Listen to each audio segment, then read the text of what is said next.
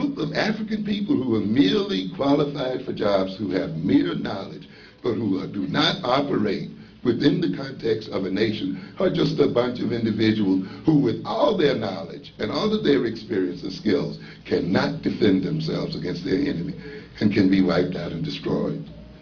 So you see, education and so forth has to move far beyond the concept of mere accumulation of knowledge, or even beyond the concept of African history.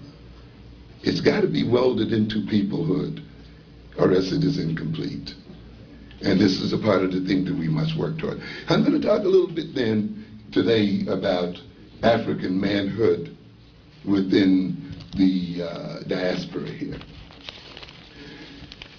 An issue I know that bothers some people, you know, and particularly those feminists who have gotten their signs from the white feminists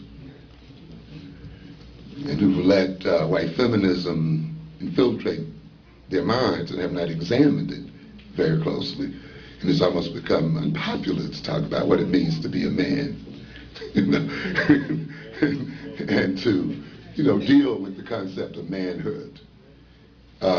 You got to deal with it. You can't get around it. And of course, I will mention that infamous book in a minute. That also deals with the concept of manhood.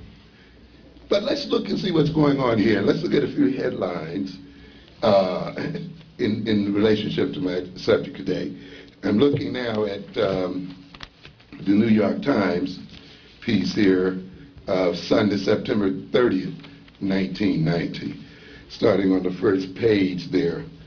Milwaukee creating 2 schools for black boys. We get a lot of comments about that concept, you know. And I'll just read a couple of quotes here. The school board has voted to create 2 African American immersion schools in a pilot program that seeks to emphasize black culture, build self-esteem, and promote the rewards of responsible male behavior.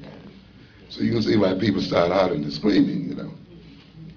Ladies and gentlemen, in order for us to be in the condition we're in, the black male must be perceived as irresponsible, you see. And of course, part of the thing I talk about in this black-on-black violence, we have to look up what role do these men in jail serve in terms of maintaining European culture, you see. Why are these aggressive men being put in these places, you see? And it has all to do with the definition of what it means to be a man. You understand? Because an oppressor recognizes that it is far more likely that it is the male of the species who's going to resist domination and resist it violently.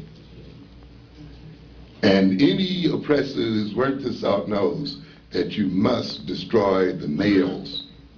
You must imprison them, humiliate them, and do any other kind of thing to them in order to hold the people down. And part of this so-called black-on-black violence is queued up with that. And one of the reasons our men are in jail is not because of any criminality of the black man, but essentially the criminality of the white man. And we have to come to understand it. But the thing I'm getting here is, it is centered around this concept of manhood, and we have to come to terms with it. And